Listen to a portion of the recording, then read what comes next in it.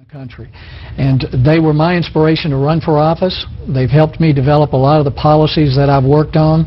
Now they have Heritage Action, which is out there generating support for our ideas from the grassroots. So I hope in a year that some of these critics will say, well, that was the right thing to do because we're changing things. Let me ask you quickly about these negotiations. You've been critical of House Speaker John Boehner, right, and what's already on the table, what he put out the table, the $800 billion of tax deductions and closing loopholes already, not even dealing with possibly raising tax rates. Right. What do you say to the people who say, listen, the president won re-election. Right. Republicans have to do something in order to get a deal? Well, actually, he won the status quo, and Republicans all ran on keeping taxes low. But the facts are this, Brett. We will have historic levels of tax revenue coming to Washington this year. We don't have a revenue problem, and the government doesn't need to take more money out of the economy and give it to incompetent politicians and bureaucrats. That's not going to make the middle class or anybody better off. The problem is we've doubled spending over the last 10 years.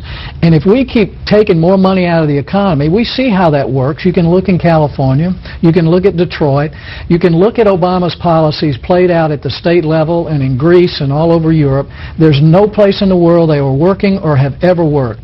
But you can point to a number of states where governors like Scott Walker or John Kasich or Rick Scott are employing conservative principles, and they are attracting businesses, they're creating jobs. O'Reilly did a great segment on comparing Texas and California. That's part of what I want to do at Heritage, is showcase the successes that we're having.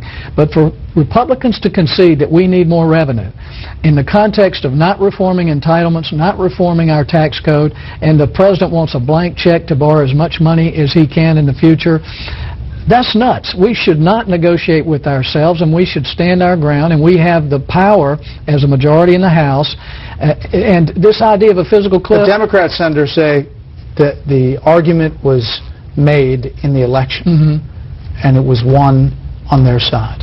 Well, it didn't win in South Carolina, and it didn't win in the majority of the states. And the Republicans who were elected won those elections running on limited government and less taxes. They shouldn't give in to that because the principle is wrong, and the president doesn't even have a serious plan. His idea of raising taxes will run our country for a few days. All it is a political trophy to the left. We need to do what's good for America, despite what he's been able to sell the media, but taxing the rich is not going to help the middle class. Are you going